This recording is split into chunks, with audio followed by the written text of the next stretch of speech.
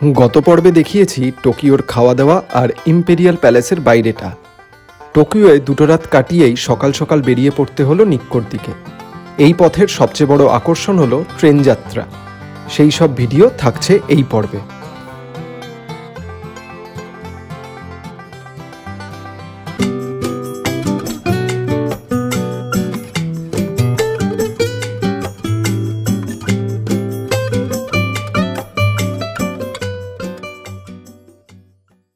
আজকে 22 তারিখ, 22শে অক্টোবর। আমরা সকালবেলা টোকিও থেকে বেরিয়ে পড়েছি। এখন লোকাল টাইমে 10:52 বাজে। আমরা এখন যাচ্ছি হচ্ছে নিকো। তো এখান থেকে হেঁটে প্রথমত আসাকুসা স্টেশনে যেতে হবে, সেখান থেকে এক্সপ্রেস ট্রেন ধরতে হবে, ধরে আমরা পৌঁছবো হচ্ছে নিকো।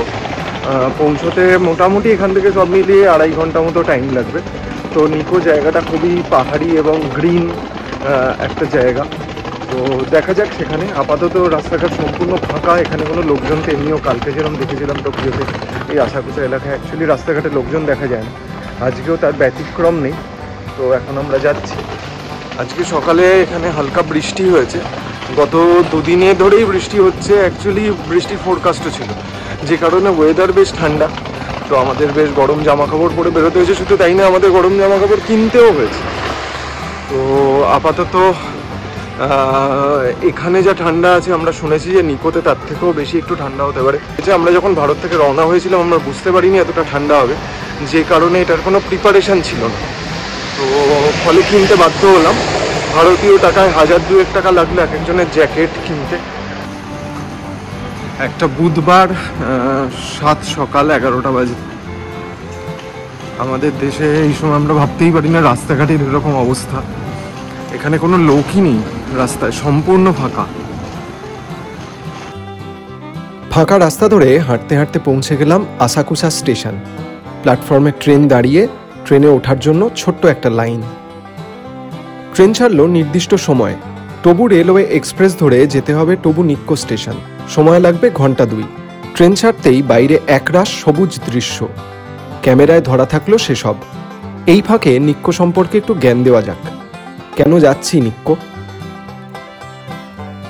নিক্কোর অর্থ সূর্যের আলো। জাপানের টোচিগি প্রিফেকচারে অবস্থিত এই শহর ইউনেস্কোর ওয়ার্ল্ড হেরিটেজ সাইটের অন্তর্ভুক্ত। টোকিও থেকে একদিনের ট্যুরেও অনেকে ঘুরতে যান নিক্কো। এই শহরের প্রধান আকর্ষণ তোসুগু শ্রাইন। ও হ্যাঁ, আর সেই 3 বাঁদরের কথা তো জানেন। খারাপ কিছু দেখে না, খারাপ কথা শোনে না, খারাপ কথা বলে না যে 3 বাঁদর, তারাও কিন্তু এই শহরেরই সৃষ্টি। যাই হোক, এদের কথা পরে বলা যাবে। আপাতত পৌঁছানো যাক নিক্কো।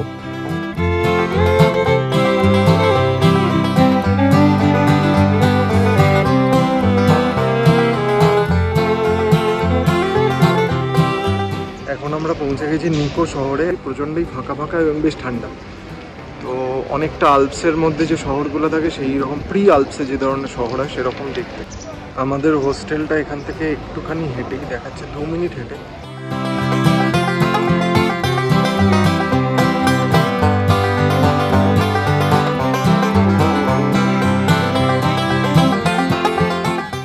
অবশেষে পৌঁছলাম আমাদের থাকার জায়গায়।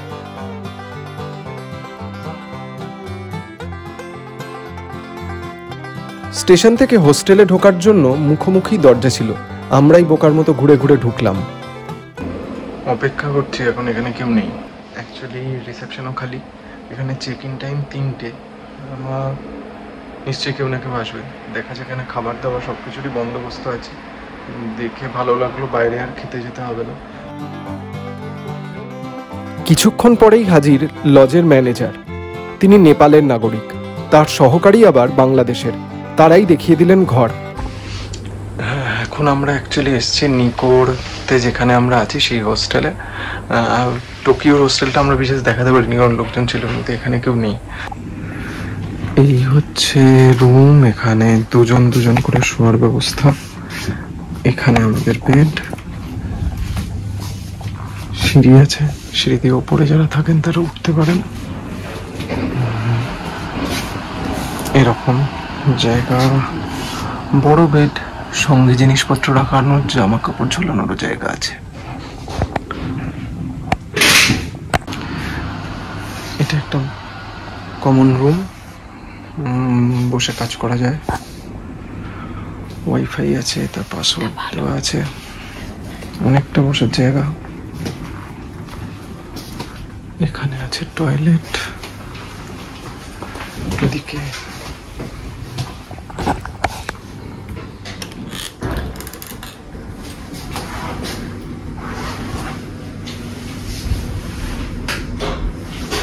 ছেলেদের টয়লেট।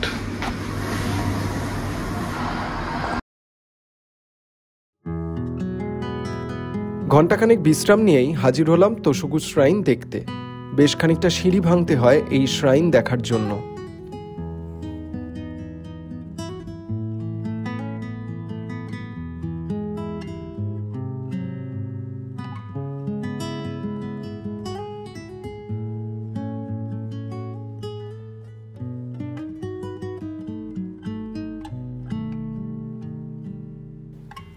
এই শহরে এসে প্রথমেই যা নজর কাড়বে তা হলো তাড়াহুড়োবিহীন জীবনযাপন। স্থানীয়ই হন কিংবা পর্যটক, কাউকেই খুব একটা হুড়োহুড়ি করতে দেখা যায় না এখানে। আমরা যেখানে রয়েছি সেখান থেকে আরো 7 মিনিট দূরে টেম্পল তোষুগু, যেটা খুব ইন্টারেস্টিং যে এখানে সাধারণ মানুষ যারা, তারা খুব সকলেই আস্তে আস্তে হেঁটে চলেছেন, কারোর কোনো তাড়া নেই। সামনেই চলেছেন একজন বৃদ্ধ এবং বৃদ্ধা।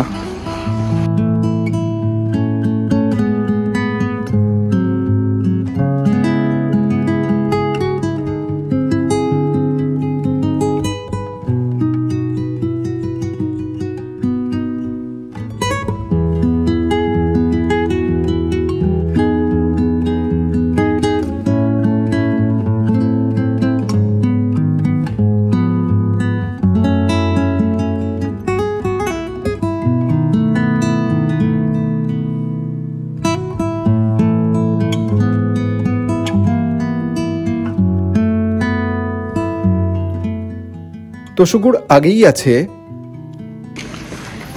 এটা হচ্ছে নিকোজান রিন্নজি টেম্পল।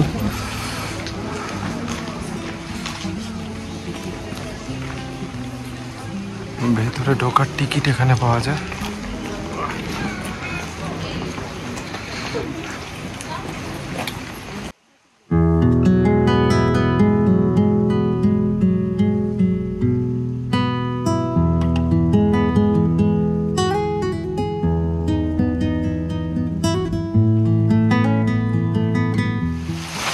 রিন্নজিতে আমরা ঢুকিনি, আমরা তোষুগুর দিকে এগিয়ে যাচ্ছি।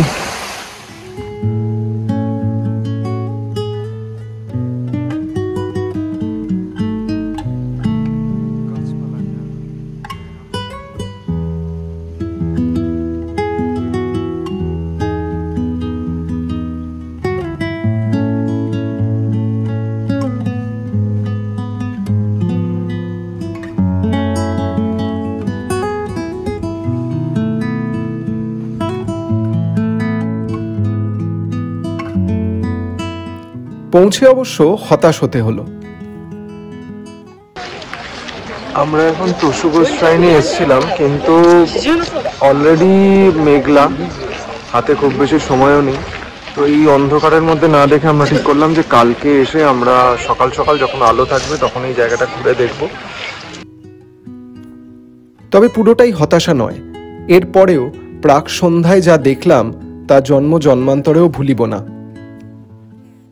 জাপানে যারাই বেড়াতে আসেন বেশিরভাগই শুনবেন যে বলছে যে মার্চ এপ্রিলে, কারণ সেই সময় চেরি ব্লসম দেখা যায়। কিন্তু জাপানে আসার অ্যাকচুয়ালি দুটো সিজন আছে। আর একটা সিজন হলো এই সময়, যেটা হচ্ছে অটাম। এবার অটাম কালার্স এই সময় গোটা জাপান ভরে থাকে, সেই জন্য অনেক ট্যুরিস্ট এখানে আসেন সেই কালারটা দেখতে। এবার সেটা কি কালার, সেটা হচ্ছে এটা।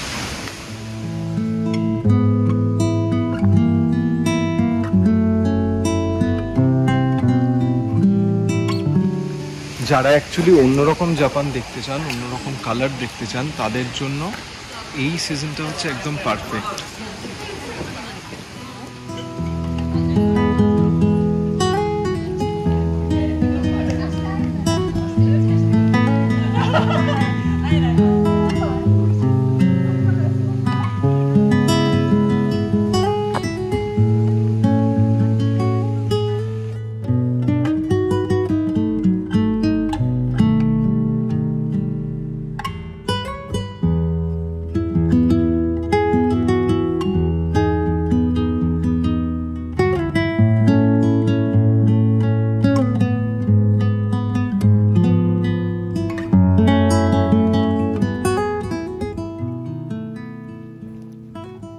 এই কারণেই মার্চ এপ্রিল নয়, অক্টোবর নভেম্বরকেই জাপান বেড়ানোর জন্য বেছে নিয়েছিলাম আমরা।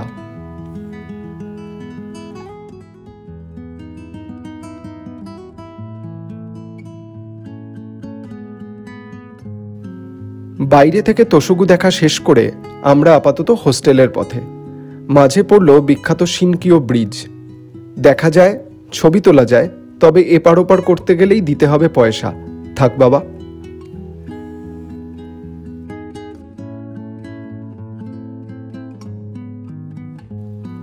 এত কিছু দেখতে দেখতে হঠাৎ খেয়াল হলো সারাদিন বিশেষ কিছুই খাওয়া হয়নি। অতএব এখন আমরা খাচ্ছি হচ্ছে ইয়োবা টাম্পুরা।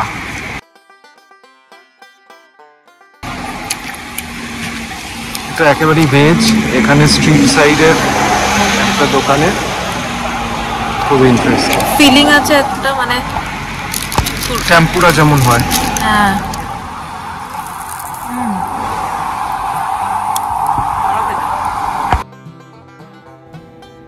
রাস্তার ধারের একের পর এক দোকান থেকে খাবার খেতে খেতে আমরা হঠাৎ হাজির এক বিশেষ দোকানে। আমরা এখন রয়েছে নিকোতে। আজকে 22 তারিখ, সন্ধ্যেবেলা। এখানে অ্যাকচুয়ালি যদিও সন্ধ্যে নয়, এখন টাইমটা আমাদের হিসাবে দেখতে গেলে 4:30, বিকেল 4:30, কিন্তু সেটাকে তো আমরা সন্ধ্যে বলি না, আমরা বিকেলই বলি। কিন্তু এখানে বাইরে দাঁড়ালে এতটাই অন্ধকার হয়ে গেছে, ওটাকে সন্ধ্যেই বলতে হবে। যাই হোক, তো এখন অব্দি নিকোতে এসে আমরা যতটা না দেখেছি তার থেকে বেশি খেয়েছি।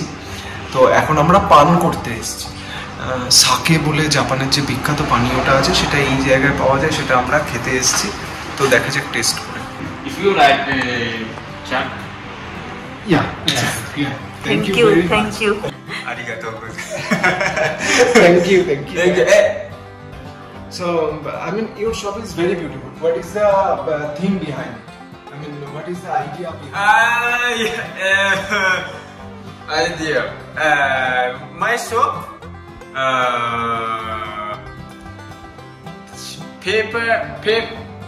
paper house. Oh, okay.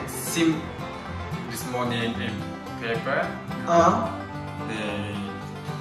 Black. Okay. No, not white. Then okay, remake. Everyone, my customer remake. And what you were saying, we are the first Indian here. Yes, first time. In the first time. How old is your shop? How long? Yeah. Here 1 year. Okay. 1 year. Okay, but this beer, I make it beer. Oh, you make it. Yes. I make it beer in my brewing. Brewing 3 years. 3 years. Here 1 year. Thank you so much, so nice to meet you. Nice to meet you. Thank you.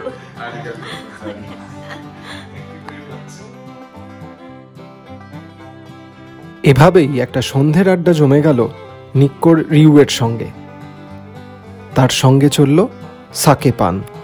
আমরা এখন পান করব হচ্ছে সাকে।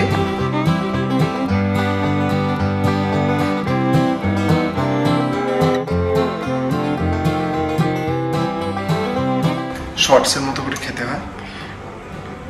আর hot সাকে, এটা হচ্ছে hot সাকে। গরম করে দেওয়া হয়েছে ফর উইন্টার হট সাকে, আর নরমালি ঠান্ডা সাকে।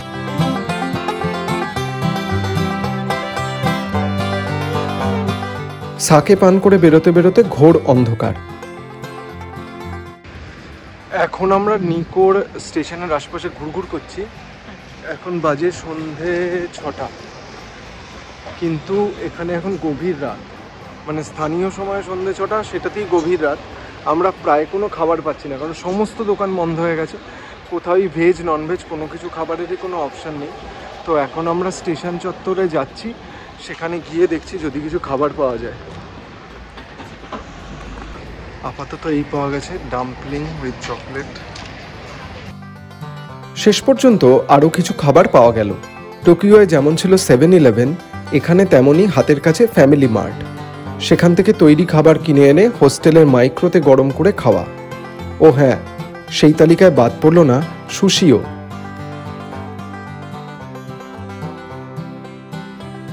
নিক্কোর এই হোস্টেলে আলাপ হলো জার্মানির অ্যাডাম এবং তার বেস্ট ফ্রেন্ড ইউরগেনের সঙ্গে। পেশায় দুজনেই গার্ডেনার, বাংলায় যাকে বলে মালি।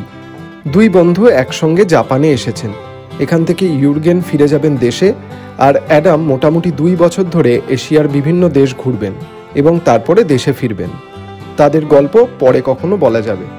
এই পর্ব এখানেই শেষ। পরের পর্বে আমরা দেখব তোশুগু শ্রাইনের ভিতর।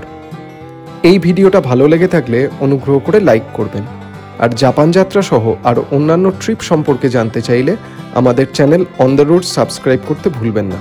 দেখা হবে পরের পর্বে।